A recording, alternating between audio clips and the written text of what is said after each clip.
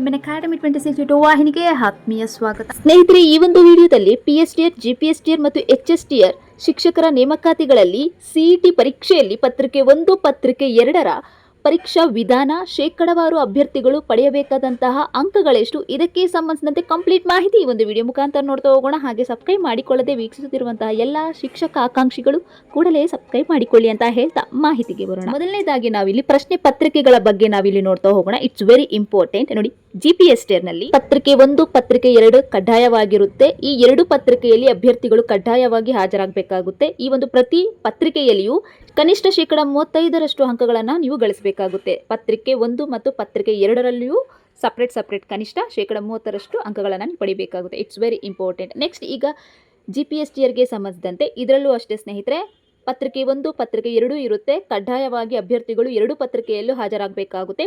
ಪ್ರತಿ ಪತ್ರಿಕೆಯಲ್ಲಿಯೂ ಕನಿಷ್ಠ ಶೇಕಡ 35ರಷ್ಟು ಅಂಕಗಳನ್ನು ನೀವು ಗಳಿಸಲೇಬೇಕಾಗುತ್ತೆ. It's very important. ಮೊದಲನೇದು GK ಇರುತ್ತೆ, ಇನ್ನೊಂದು ನಿಮ್ಮ ವಿಷಯಕ್ಕೆ ಸಂಬಂಧಿಸಿದಂತೆ ಸಬ್ಜೆಕ್ಟ್ ರಿಲೇಟೆಡ್ 100 ಮಾರ್ಕ್ಸ್ಗೆ ಇರುತ್ತೆ. ಟೋಟಲ್ ಆಗಿ 200 ಮಾರ್ಕ್ಸ್ PSTR, GPSTR ಪರೀಕ್ಷೆಗಳು ನಡೆಯುತ್ತೆ. ಒಂದು ನಿಮ್ಮ ಸ್ಪೆಸಿಫಿಕ್ ಪೇಪರ್ ಆದರೆ ಇನ್ನೊಂದು GK ಪತ್ರಿಕೆ. ಟೋಟಲ್ ಆಗಿ 200 ಮಾರ್ಕ್ಸ್ಗೆ. ನೆಕ್ಸ್ಟ್, ಈಗ ನಾವು ಅಸಿಸ್ಟೆಂಟ್ ಮಾಸ್ಟರ್ ಅಂತ ನಾವು ಕರಿತೀರಿ. ಅಂದರೆ HSTRಗೆ ಸಂಬಂಧಿಸಿದಂತೆ ಪತ್ರಿಕೆ 1, ಪತ್ರಿಕೆ 2 ಇರುತ್ತೆ. ಎರಡು ಪತ್ರಿಕೆಯಲ್ಲೂ ಅಭ್ಯರ್ಥಿಗಳು ಕಡ್ಡಾಯವಾಗಿ ಹಾಜರಾಗಬೇಕಾಗುತ್ತೆ. ಪ್ರತಿ ಪ್ರಶ್ನೆ ಪತ್ರಿಕೆಯಲ್ಲೂ ಕನಿಷ್ಠ ಶೇಕಡ 35ರಷ್ಟು ಅಂಕಗಳನ್ನು ನೀವು ಗಳಿಸಲೇಬೇಕು. ಸೊ ನಾವು ಇಲ್ಲಿಗೆ ಮೊದಲು ಪತ್ರಿಕೆಗೆ ಸಂಬಂಧಿಸಿದಂತ ಒಂದು ಪ್ಯಾಟರ್ನ್ ಅನ್ನ ನಾವು ನೋಡಿದ್ವಿ. PSTR, GPSTR ಮತ್ತು HSTR. ಈಗ ಪರೀಕ್ಷೆಯ ಒಂದು ವಿಧಾನವನ್ನು ನಾವಿಲ್ಲಿ ನೋಡ್ತಾ ಹೋಗೋಣ.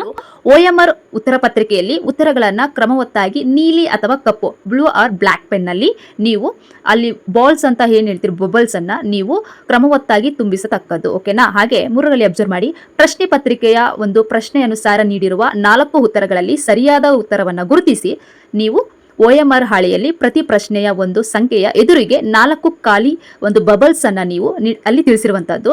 ಅವುಗಳಲ್ಲಿ ಸೂಕ್ತವಾದಂತಹ ನೀವು ಆಯ್ಕೆ ಮಾಡತಕ್ಕಂತಹ ಒಂದು ಬಬಲ್ಸ್ ಅಲ್ಲಿ ನೀಲಿ ಅಥವಾ ಕಪ್ಪು ಶಾಹಿಯಿಂದ ನೀವು ಕಡ್ಡಾಯವಾಗಿ ತುಂಬಿಸ್ಬೇಕು. ಓಕೆನಾ?